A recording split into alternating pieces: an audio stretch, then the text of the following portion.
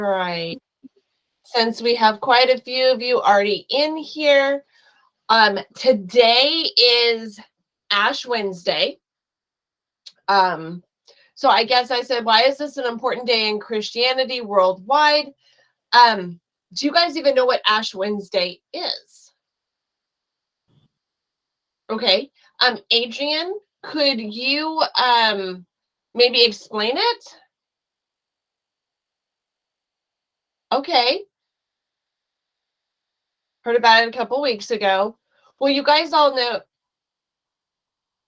well, not so much the wilderness, but yes. So Ash Wednesday, I'm going to get this, Adriel, okay? Ash Wednesday is the beginning of Lent. Yesterday, you guys have heard of Mardi Gras, I hope. So Mardi Gras is called Mardi Gras, which is French for Fat Tuesday. It's where everybody parties and enjoys and lives it up. Because starting today is the beginning of Lent in Christianity. Where especially you see this in like the Catholic and the Orthodox Church, even Lutherans, quite a few of them, where the idea is you give up something until after Easter, right? Until after the day that the Bible says Christ has risen. The idea is you are giving up something important. So a lot of people will give up things like sugar or certain types of foods or different, maybe as an adult, alcohol, or maybe give up watching television or giving up something, right? Because you are atoning, I guess you would say. Making up for those things, right? For the next 30 days. And at the end of Easter is when that's when Lent finishes, is at the end of Easter. Okay. So I figured, because there's been a lot of stuff on social media about Mardi Gras, and a lot of them talking about Mardi Gras weekend, which was this past weekend, but technically Mardi Gras, it means Fat Tuesday in French, because it's Ash Wednesday. So it's like the live it up day. Yes, you would give up something meaningful to you. Absolutely. Okay. It was just, a thought that I had, because this is a really massive day for in Christian belief systems. So I mean, this does kind of, it encompasses what a lot of countries that are very religious in their belief systems, if it's Christianity, kind of the idea would be, if you were in a Muslim dominated country, Ramadan, although Ramadan is not the same time every year, because they do a different calendar. The Arabic calendar is slightly different, so Ramadan moves every year, but kind of the same thing. Yeah, kind of the same idea. It's this atonement, right? All right, so we are going to finish up Module 7 this week. Just as a reminder, your Module 7, Lesson 4, your course arc in your journal closed today. The course arc is the formative grade. The journal is the summative grade, that 90% grade.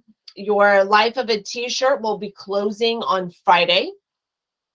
And then your Module 7 quiz is due tomorrow, and it will close on the 28th.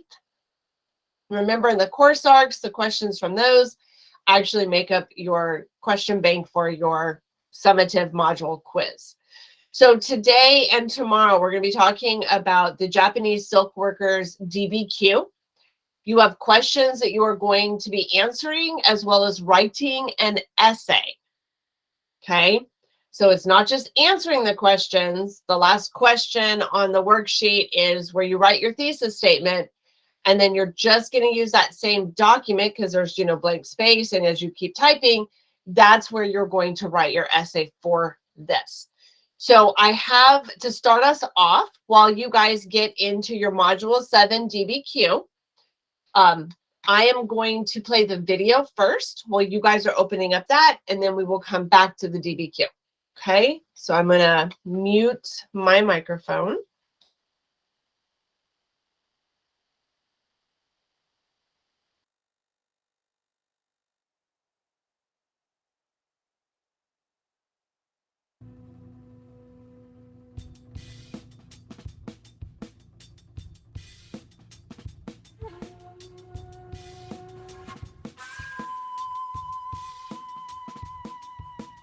Only in Japan.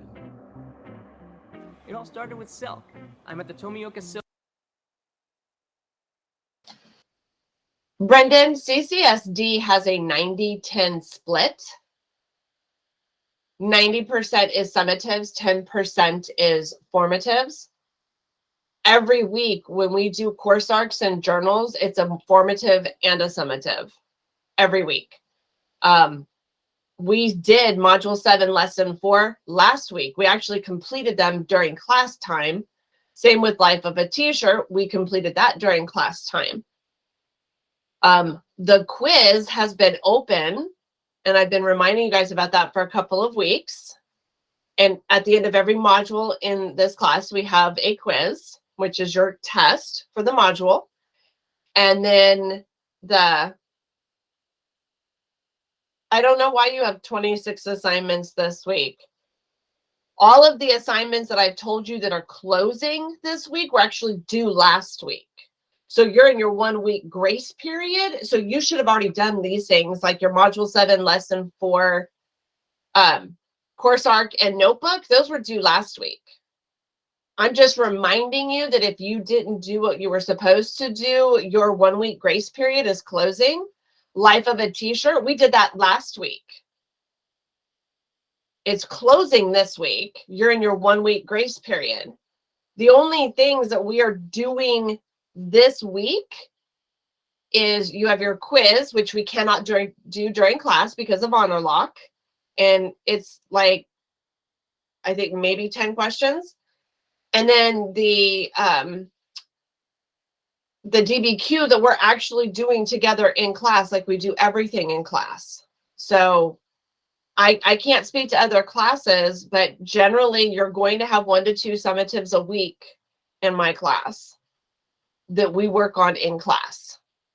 Okay, so let's go back to the video so that we can work on this.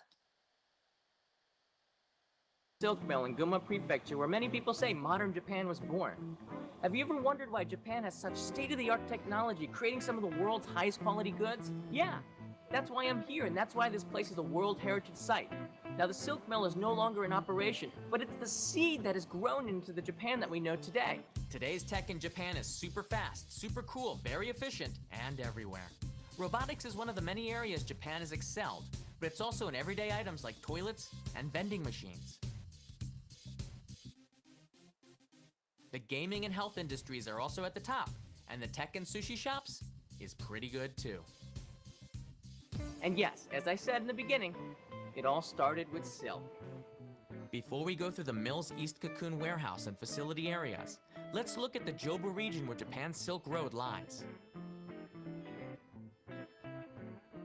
Tokyo and Yokohama are Japan's biggest urban center and port, and the silk mill is located up the Tone River to the foothills of the Japanese Alps in Gunma Prefecture.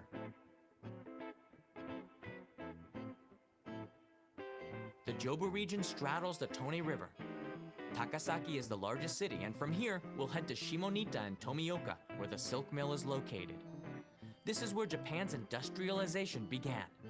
The mill ceased operations in 1987 and was declared a World Heritage Site in 2014 because of its significance and history to the country. This mill marks Japan's entry to a modern industrialized era, the point where a great desire for technological innovation spawned. Silk was the popular product made in Japan that the West craved the most, and the Jobu region was the perfect place to invest in since it already had the foundations for silk production. The mill is open to the public and has been well preserved.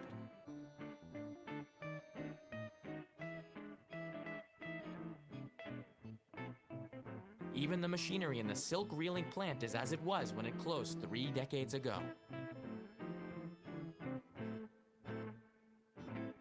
So now we are inside the silk reeling plant.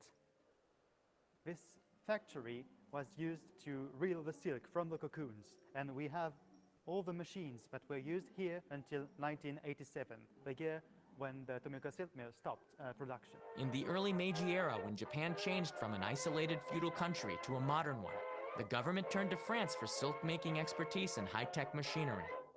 That know-how evolved into workers perfecting the skills needed to make raw silk, an extremely difficult task for a commodity in high demand worldwide.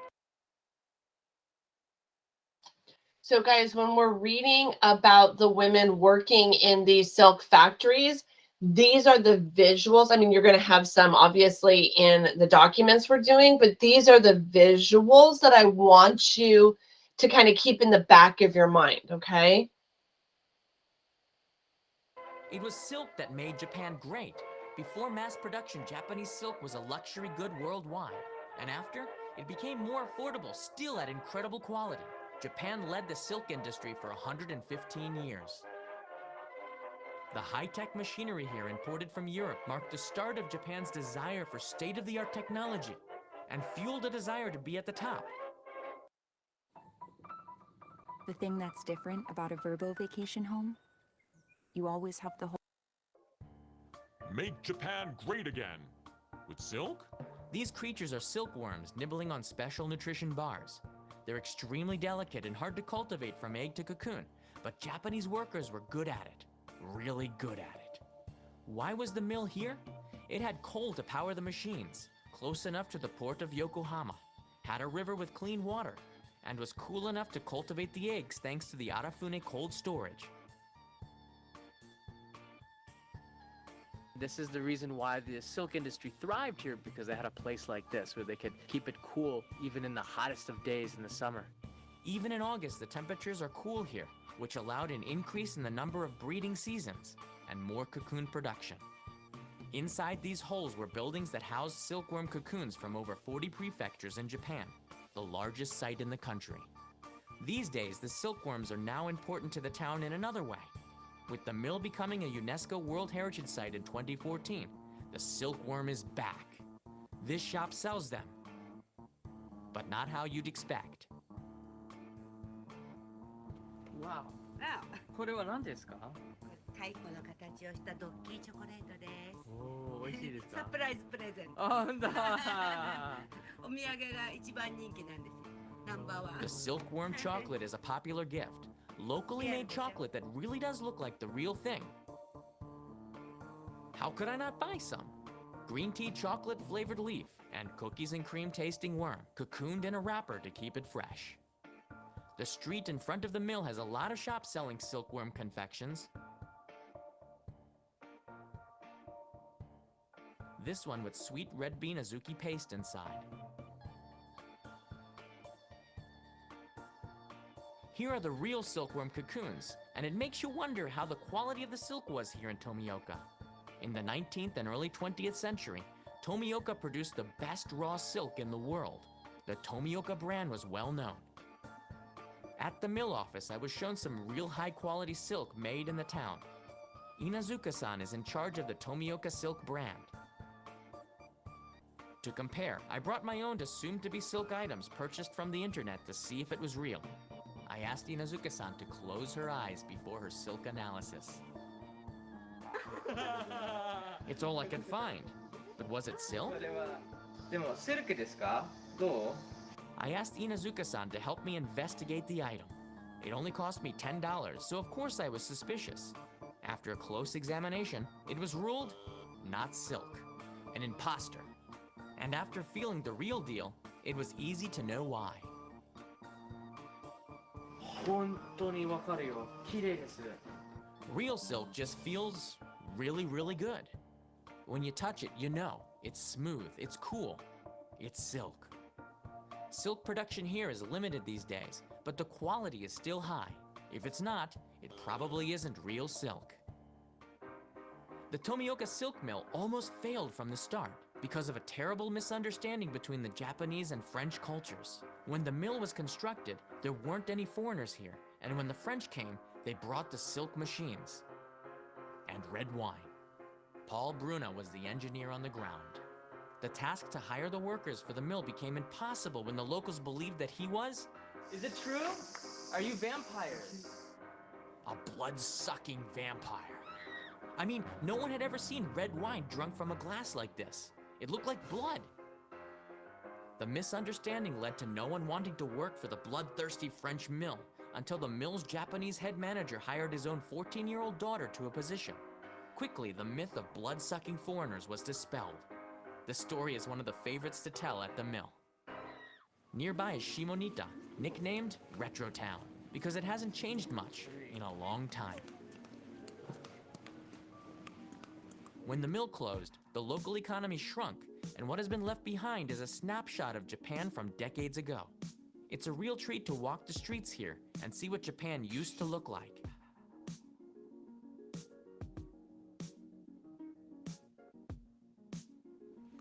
This one here? Pepsi? Shimonita is famous for its sauce-flavored breaded pork cutlets, and I was taken to Kiyoshiya Shokudo for a massive Shionita katsudon lunch.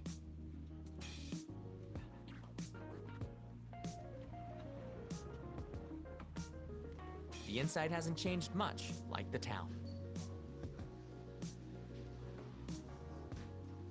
While waiting for lunch to arrive, I got a chance to ask Suzuki-san about Shimonita's retro town name. 昭和の初期ぐらいにすごく流行った盛んだった通りがあって、でそこがなんかそのまんま新しくね綺麗になるのもいいことなんですけど、でもそのまんま昭和の賑やかだった時代の風景を残してい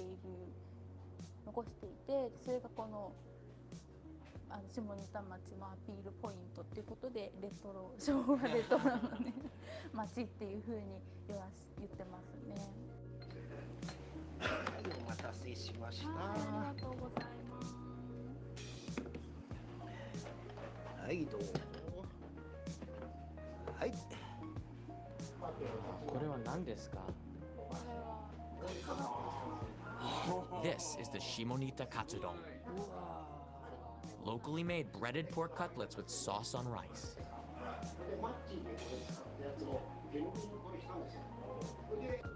All of the shops in Shimonita have incredibly delicious foods. So good.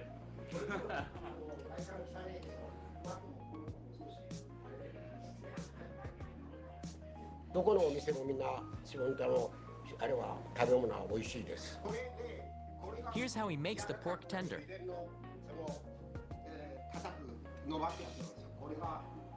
It's tenderized like this, since the shop.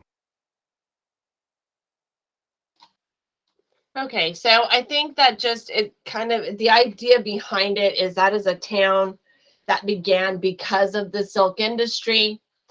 They showed you a lot of the women, the female workers in those earlier ones.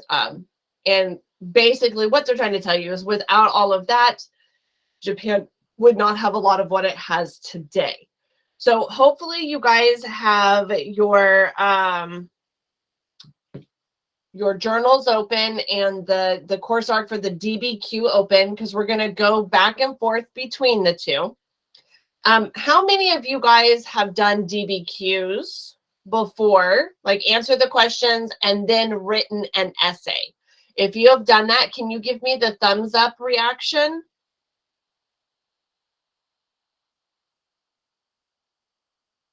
Taj, Ryan, Angeline, okay. Samuel has, okay. All right, so I'm seeing, okay, good.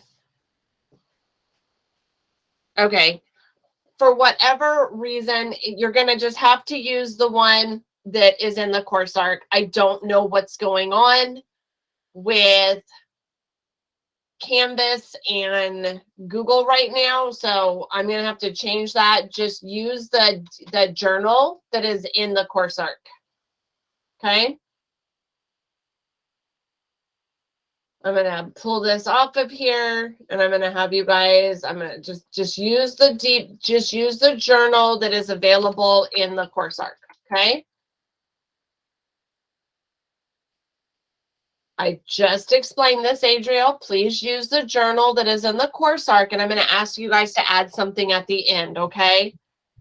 I don't know why it is doing what it is doing, but I don't have time to go through all of this. Just open up the journal that's in your course arc, please. And we'll just go from there. Oh, were you? Okay, Taj, if you were able to get into it, go for it. Okay. Some of the kids are being able to get into it, some are not. And I don't understand. Oh, okay, through the course arc. Yeah, just use that one. I don't know. I don't know if it's because of how the course arc was written on this one or how exactly, but oh, there you go. Thank you, Ryan. You are amazing. I do appreciate all the help you give your classmates. Even if they don't tell you, I do appreciate you. All right, so you have your journal, okay, your DBQ journal that you said you're going to open up here. And then if you look at your journal, you have questions. Does everybody see that? Okay, so you'll notice the first set of questions says background essay questions, right? The first question is, why were women and girls often employed in textile mills?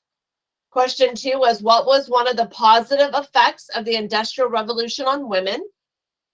Question number 3 was, what was one of the negative effects of the Industrial Revolution on women? And then you have some terms that you have to define. Bobbin girl, textile, spinning jenny, power loom, and the Meiji period. Okay? So all of those are going to come from this background essay that I have right here. And you'll notice the bold-faced words are the vocabulary that they're asking you to define. Okay? So just listen. Keep those, if you have your questions open on your computer, listen as I read through this. So we'll see that the answers to our questions. Okay? All right, so the Industrial Revolution had a quiet beginning, but by the mid-1800s, the movement from farm to factory was producing an all-out ruckus. Steam engines belching, gears grinding, conveyor belts slapping. This was true in Europe, in America, and beginning in the 1880s, it was true in Japan. Our mental picture of this revolution is often filled with smokestacks and machines. What is sometimes missing are the workers themselves, the coal-blackened underground miner in Wales, or a barefoot bobbin girl in Massachusetts. This mini-Q will look at one particular group of this industrial worker population, the women and girls in the silk factories of Japan. So silk factories are part of the textile industry. Textile is simply another word for cloth. Things like wool, cotton, silk. That's what textiles can be made of. So one of your vocab words is textile. Your definition would be cloth such as cotton, wool, or silk. Okay. Let's see, where are we at? In each case, the fiber must be drawn out from a raw material like sheep's wool, a cotton ball, or a silk cocoon. It is then twisted into yarn or thread in a process called spinning. The spun threads is then woven on looms to make cloth. Before the Industrial Revolution, spinning and weaving were done by hand in homes of cottages. But with the invention of the spinning jenny, which was basically you could fill several spools of thread at once. Okay, so your definition for spinning jenny was you could fill several spindles with thread at once. And the power loom, which speeded up the weaving process, textile manufacturing moved from the cottage to the factory. So we know a power loom is exactly what it sounds. We go from doing things by hand to being able to weave thread into cloth on a machine faster, right? Because it tells us it speeded up the weaving process.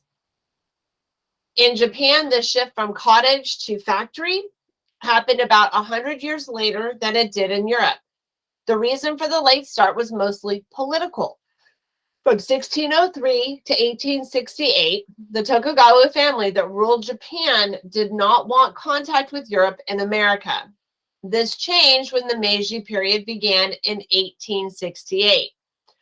Under new leaders, Japan launched a campaign to catch up economically and militarily with the West. So one of the words that you have on here is Meiji period. In political period in Japan, and I want you guys to put from 1868 to 1912. And this is when we're talking about Japanese industrial growth. Okay. Playing catch up was made easier by the fact that Japan used machinery like the spinning jenny and the power loom that had already been invented. Japan, also for reasons that included nimble fingers, Japan followed the European and American example of hiring women and young girls to do much of the mill work. So one of the first questions on your background essay was, why were women and girls often employed in textile mills? And our answer is because they had nimble, agile fingers, right? It says right here. Let's see if I can get it to, oops. Go back. On here, do you guys see? It says that they followed it because they had nimble, agile fingers. Okay, so by 1902, 250,000 Japanese females were working in textile mills, and most of those were in silk factories. It is clear that Japanese women made a huge contribution to the Industrial Revolution in general, and to the textile industry in particular. But what did they get back? Historians continue to debate this question. On the positive side, that's question number 2. On the positive side, when young girls and women left home and went to the factory, they became wage earners. For some of the women, wage earning was an important step towards independence and freedom from the poverty of farm life. So for question number 2, because they earned money, women became more economically independent. It allowed some of them to be able to leave home, and they could also help their families, right? So that would be some positive effects of the Industrial Revolution on women. Now, the question number 3 is, what was one of the negative, right? On the negative side, some young women were taken advantage of. They could be overworked and underpaid. I think that's probably our biggest answer right there for number 3, is that the women were overworked and underpaid. Okay.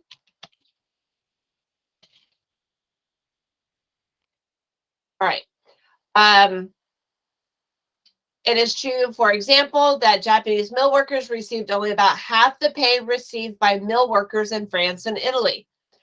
At this point, you're going to be asked to examine 7 documents that make up this mini-Q, weighing the evidence on both sides. You are going to come up with a thesis statement and an essay answering this question. Female workers in Japanese factories. Did the costs outweigh the benefits? So you're going to take one side or the other. You're going to say, yes, it was too costly, the benefits were not enough. Or you're going to say, no, while there were costs, the benefits were far greater. Okay, so we're going to move on to document A. So everybody should have your background essay questions completed and your vocab words completed. This is what we just went through. Okay. Does everybody have that? See, Ryan put question number 1 and question number 1 in there. So in the chat, I'll put, here's question number 2.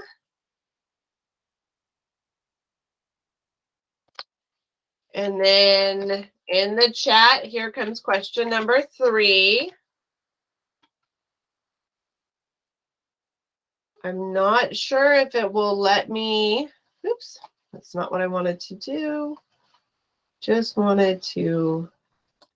Okay. Here's our vocabulary.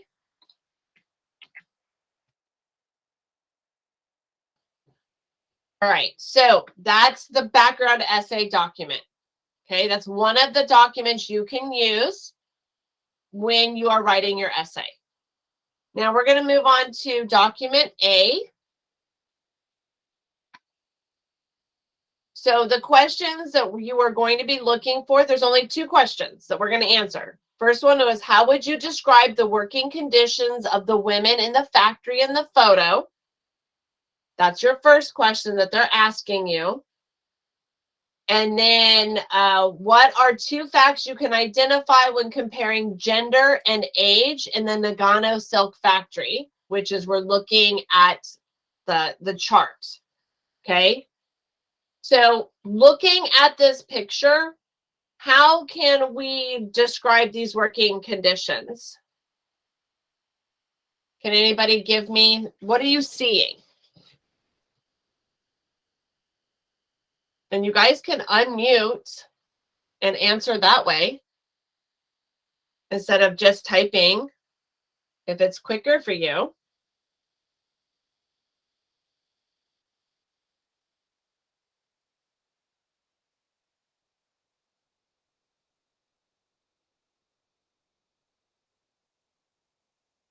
Anybody? We're looking at the women in the picture that is on your screen. It says source, it's the photo of silk workers in 1910, workers in a silk factory in Nagano district. They are pulling threads off silkworm cocoon that are floating in hot water basins in front of them. Yes, Adriel, what can you show us, or what can you see? Very sweet. It's What there's 5 women working on okay, that. you're really, really muffled. I'm not sure what's going on with your mic, Adriel. Okay, I have noise cancellation. Okay, yeah, where I'm having a hard time understanding what you're saying. What do you mean by inhumane, Joshua?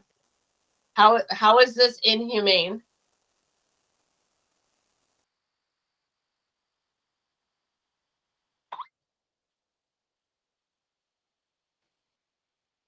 But what do you mean by inhumane? You cannot look at it like a lens. You can't look at it through today's lens, okay?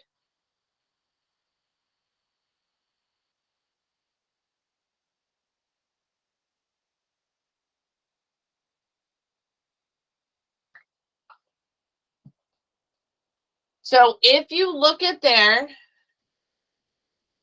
okay. Anaya, you have to open the journal from the course arc. Remember, that's what I said at the very beginning. Open it from the course arc. Well, like you're supposed to make a copy of it. It's supposed to give you an opportunity to make a copy. Because you can't just type on it directly. You have to make a copy. In the course arc? Do you have your personal email open on your computer?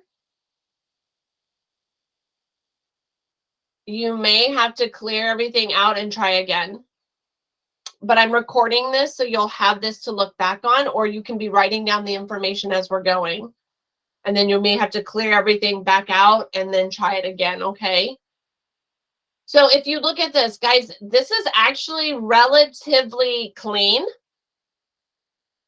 It's relatively well lit. If you'll notice, the women are all wearing like the same uniform. It's And correct. huh? When we were working on the t-shirt essay or whatever, we saw like the working conditions of people working in Bangladesh, where they were like literally shoulder to shoulder. Right here, it's more like spaced out. Exactly. And if you think about it, this is a 1910, right? So, I mean, it looks like these ladies are sitting down. I mean, they may not be, but it kind of looks like they're seated, doesn't it? From their posture, yeah. Okay, so I mean, they're seated, it's well lit, so they can actually see what they're doing. Like you were just saying, Angelina, like they're not right on top of each other. So, I mean, just looking at just this picture, the working conditions don't look too crazy, do they? Not compared to what we've seen, right? Yeah, right? Exactly, Tosh. They do look kind of chill, don't they? Okay. So we just answered question number 1. Yes, just from this photo, because that's all we're doing, right? We're just examining the one photo. The second part of it is we're looking at gender and age in the silk factories, right? So we have how many were males, how many were females. Okay. Well, yes, Samuel, we can only answer based on what we see. Okay. We're only answering document A. This is document A. Okay. It says, what are 2 facts you can identify when comparing gender and age in the Nagano silk factory? Well, we can see right here that only the majority of the workers are women at 92%, with only men being like 8%, right? And then if we look about like the age, right? Because we saw gender, then we're looking at age. So we have 14 and under is about 18%.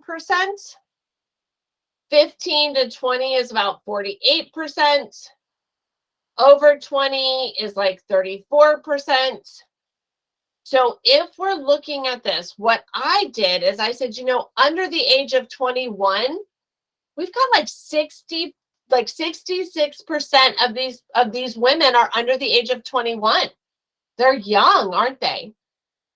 So way, way, way more women and relatively young, right? Girls. We definitely want to say girls. So when we're looking at document A, we have, you know, the way it kind of looks in the picture, because remember, we're just answering about what we see in document A. And then the 2 facts is that the majority of workers were women and that the majority of the workers were under the age of 21. Both of those answers are in our chat. Now we're going to move on to document B. So we've got a reading here. It says, a study by the government in 1900 revealed that a normal working day in a plant in Okaya was 13 to 14 hours. Guys, this is well before they had, like, you know, mandatory work times, breaks, etc. Okay. During the busy season, the workers were roused from their beds at 4:05 a.m. and sent to work from 4:30 to 6, given 15 minutes for breakfast, and sent back to work by 6:15. They were allowed 15 minutes for lunch between 10:30 and 10:45, and then a 10-minute break between 3:30 and 3:40. Otherwise, they were kept on the job until 7:30 p.m. for a total of 14 hours and 20 minutes. When the plant was particularly busy, the workers were kept until 10 p.m. The note at the bottom says, in the late 1800s, a Japanese textile worker averaged 1 day off every 2 weeks. The Western style weekend did not exist. So our first question was, what was the total meal and break time in the Okaya Silk Factory? Well, you have 15 minutes for breakfast, 15 minutes for lunch, and a 10-minute break. So 15 plus 15 plus 10 equals what? 40 minutes total, right? Because that was the first question that they were asking. They got a total of 40 minutes per day. Could you imagine if they tried to do that today? Would not be okay. And then it says, during the busy season, when did a workday begin and end in Okaya? So they literally started at 4:30 and normally worked until about 7:30, right? If it was really busy, what time did they say they kept them till? Was it saying that?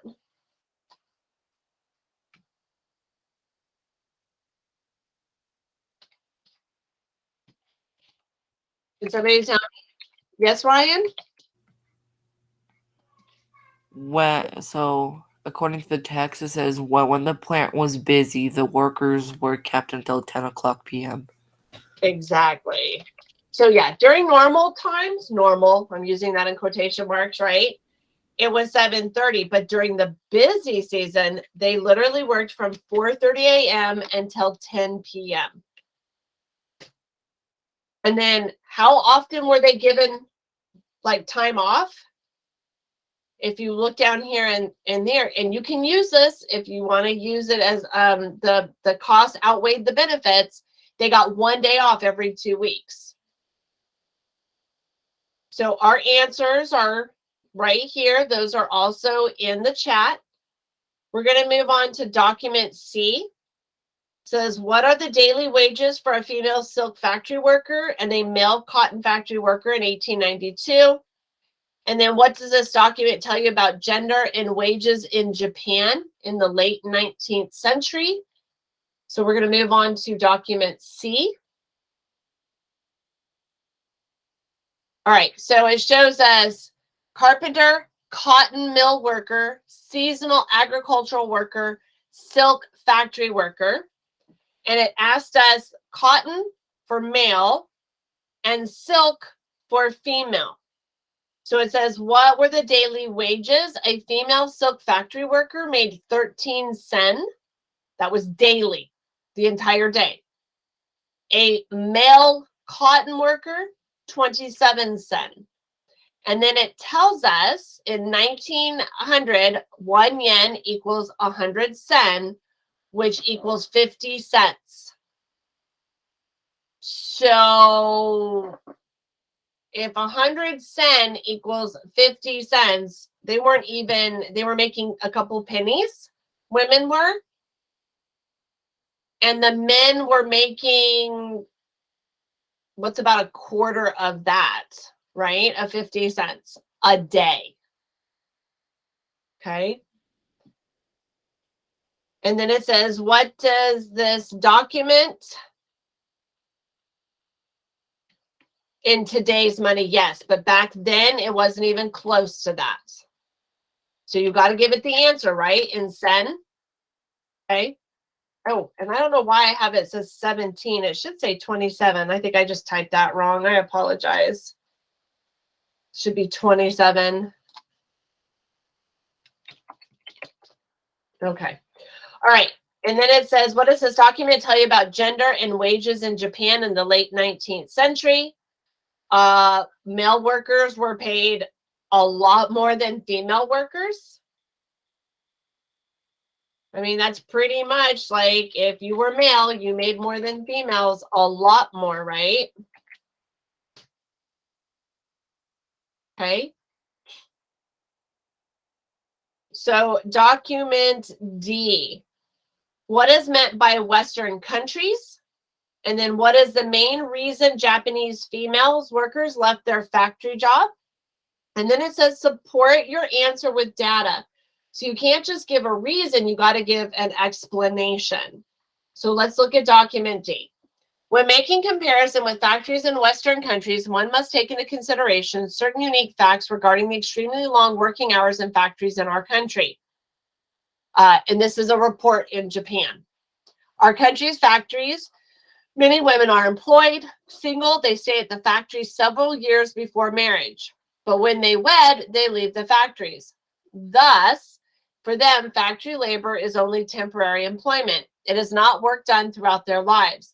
Moreover, since they do it while the lusty vigor of their youth, they can endure what, by comparison, are extremely long working hours. In the countries of the West, however, since factory labor is a lifetime job done both before and after marriage, they, female workers, cannot possibly endure the extremely long hours of labor. So Western countries, what would be some Western countries? Yes, Ryan? Okay, the US would be one, Samuel. Good. France. America, Canada, France, England. Germany. Got to throw Germany in there too, right? Absolutely. So anytime they talk about Western, they're talking about Western European countries and the United States. Okay. So what was one of the main reasons Japanese female workers left their factory jobs? So if you go by the report, they said that they left because of marriage. But let's look at these numbers right here. Okay. It says marriage, 6% left for marriage. That doesn't seem like an overwhelming number of them left because of marriage, does it? What was the highest percentage? There were two that were really close. There were family reasons and illnesses, right? So we could say 4 times as many girls left for personal health reasons than they did for marriage, right? Which says that illness and then family reasons generally had to do with family illnesses was a significant cost, despite what the government said, right? The government's like, oh, they're just leaving for marriage. But yet when we're looking at all of this, family reasons and illness were much higher amounts than marriage, right? So I just put that information into there. All right, let's get to document E today, and then we'll finish up the rest tomorrow as well as your essays. And actually try and get as much of, if you can finish your documents, that way we can just review them tomorrow, then we have more time to work on there. So this is a contract for employment of young silk workers with a girl's parents. When a long-term contract like this was signed, the parents of the hired daughter often received a large cash advance called earnest money. One elderly former silk factory worker remembered that her father accepted 100 yen each for his 2 daughters and sent them to work in Kawagishi. In 1906, 100 yen could build a 2-story house. So it asks you what is earnest money? Earnest money is kind of like a cash advance, right? That they paid the parents for their daughters to start working. And then if you look at this, it says, if there should be any infringement of this contract whatsoever, as reparations, we will pay without question a sum of 20 times the said earnest money. So the question is, what was the penalty if the daughter quit working at the silk factory? And we can see directly in that contract, they had to pay 20 times the sum. That's huge. Huge, huge, huge. Right? That's crazy. Actually, I think we have time. I've put both of those in the chat. I think we have time to move on to document F. Let's go to document F. Yeah, 20 times more.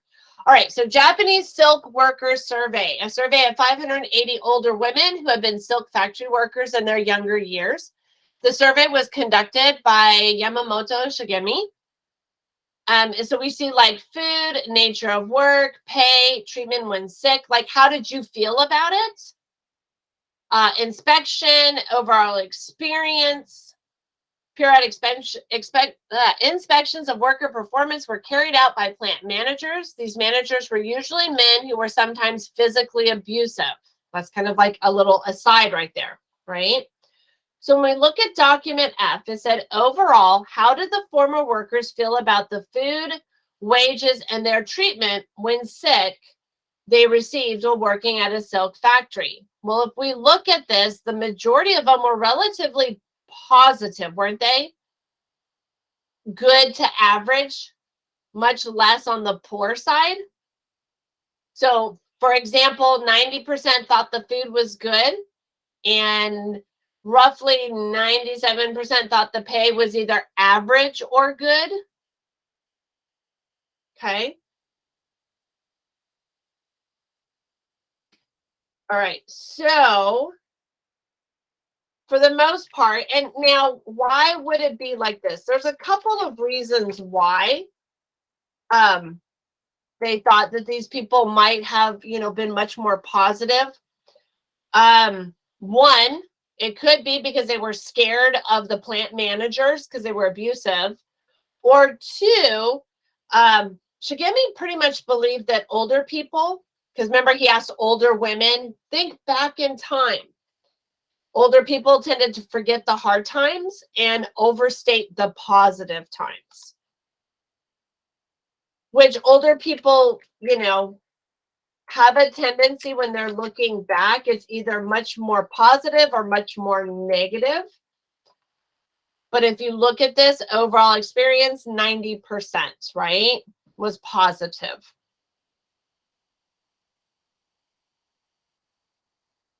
All right, so I put those two answers in there. So this is what you guys are going to think of.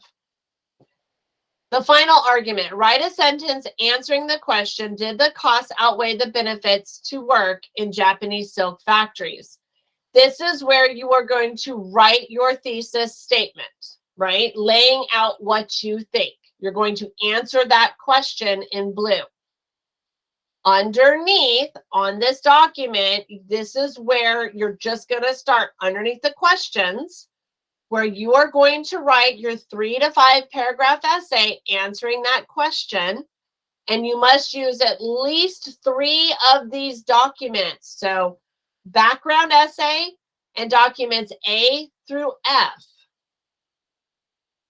Okay. So tonight, I guess what I want you to do is be thinking about your thesis statement. And then tomorrow we're going to start organizing, and you guys are literally going to write your essays. Okay? All right, everybody. We are done for today. So I just want to make sure you guys